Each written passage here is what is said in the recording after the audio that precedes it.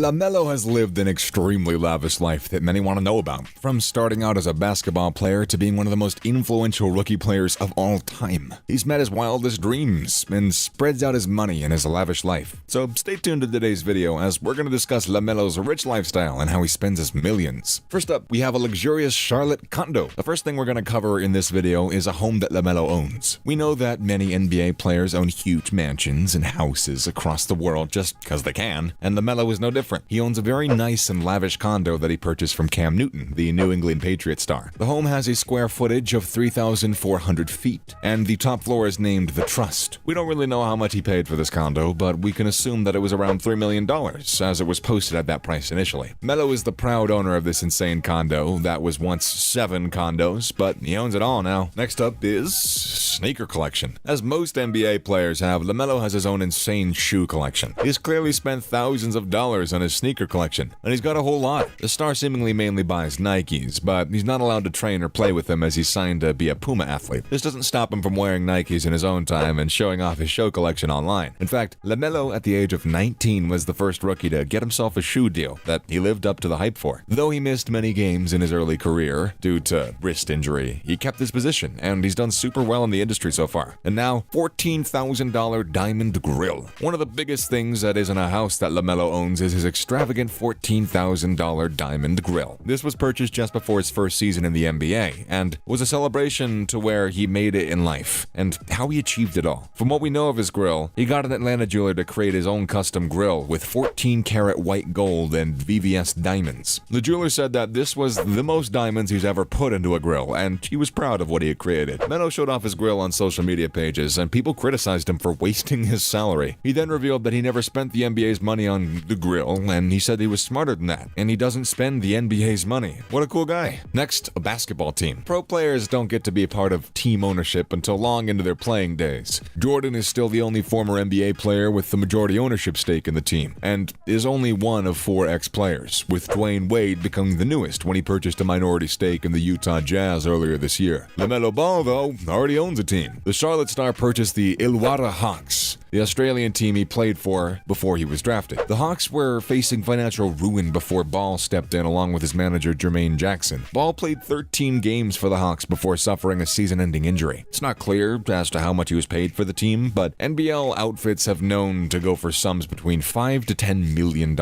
And finally, he's got his very own private jet. The final piece from LaMelo's lifestyle is his very own private jet. This deal came with Puma and being an athlete for them. Whilst it's not exclusive to him, he can use a jet whenever it's available and whenever he wants for any reason. Whilst they were allowed to talk about his contract publicly, the director of brand and marketing, Adam Petrick, did speak about the jet. Puma does have a jet that we use for many of our players, and of course, he'll have access to that jet. He said, "The value of our contracts sometimes come down to agents inflating dollars, and that's okay. It is what it is, and it's part of the culture." What do you guys think about all this? Let us know down in the comment section below. LaMelo has done some crazy stuff already and lives an amazing life. How do you feel about his rich lifestyle and how he spends his millions? Let us know down below. Stay tuned for some NBA news from the past few weeks. Now we have Josh Giddey's unbelievable rookie season over after an unpredictable injury. Josh Giddey's been doing incredibly well for the past NBA season, but seems like his ongoing reign over the NBA rookie scene is coming to an end. He had a record-breaking rookie NBA campaign, but because of an unpredictable injury, it looks like the Australian is being ruled out of the rest of the season. It was confirmed by Oklahoma City Thunder coach Mark Daigneault that Giddey will no longer play again during the season, and he's been sidelined since late February because of hip soreness. It's a trick injury that's a little unpredictable. Daigneault said, "I wouldn't say it met or didn't meet an expectation. We really didn't have an expectation. Though it's awful that his insane career-defining rookie season is coming to an end, that doesn't take away from what he's accomplished whilst on the court over the past few months." Giddey took home Western Conference Rookie of the Month honors 4 months in a row, quickly establishing himself as a key part of Oklahoma City's rebuild. The Australian took the NBA world by storm after lighting up Madison Square Garden in February, putting up a career-high 28 points along with 11 rebounds and 12 assists in an overtime win over the New York Knicks. He ended up recording 3 straight triple-doubles, which meant he joined Oscar Robertson as the only rookie in the entire history of the NBA to do so. He made 10 starts for the Thunder in February, giving him an average of 16.3 points, 8.7 rebounds, and 7.7 assists. Finally, we have Jason Kidd calling LeBron James the greatest of all time, but his reasoning is a bit strange. Though there are many top players players in the NBA right now, and there have been in the sport's history, there are usually two names that come up when talking about the best player in history. These names are, of course, Michael Jordan and LeBron James. Jordan was the best of his time, and James is now the best of his current era. However, when it comes to putting the two icons up against each other, fans have had a hard time deciding, and putting across valid points that place one of the players above the other. Dallas Mavericks head coach Jason Kidd recently spoke about LeBron James and about how amazing of a player he is. His reasoning for saying that LeBron is the greatest of all time is because of the combination of his on- and off-court contributions, and many agree with what he's saying. But his off-court contributions seemingly should have no effect on whether he's the greatest of all time, right? Well, if you think about it, it does make a lot of sense what Kidd is saying. LeBron is the greatest player ever, and even when being compared to Michael Jordan, he is the all-time leading scorer, and he isn't even a scorer guy most of the time. LeBron is a stronger, faster, and bigger player than Jordan. He's also a better handler and an even better overall defender. The only main thing you could say Jordan is better at would be his defense. But because LeBron is stronger, it itself equals it out. In terms of his off-court actions, it does make sense to include them in being the best player of all time. James is a nice guy, and he comes across as very humble. He donates to charity all the time, and he just seems like a great person overall. Though you could argue that these play zero part whatsoever in whether he's the best player or not. I would argue that it does. The person's character plays into how popular they are across the sport and the world. James is loved by basically everyone, and it's hard to point out a flaw in his character or personality. He's just a nice guy who loves his sport and people. What more could you want? His off-the-court actions aren't as big a thing or as important as his on-court ones, but they do play a part in whether he's the GOAT or not. What do you think about this? Let us know in the comment section below. And that's the end of today's video. Hopefully you enjoyed this latest video, and if you did, would you please let us know in the comment section down below? That would be very helpful of you. Make sure to, if you liked the video, like it, and then comment down below. And of course, subscribe to the channel with the notification bell rung. Thanks for watching today's video. Later.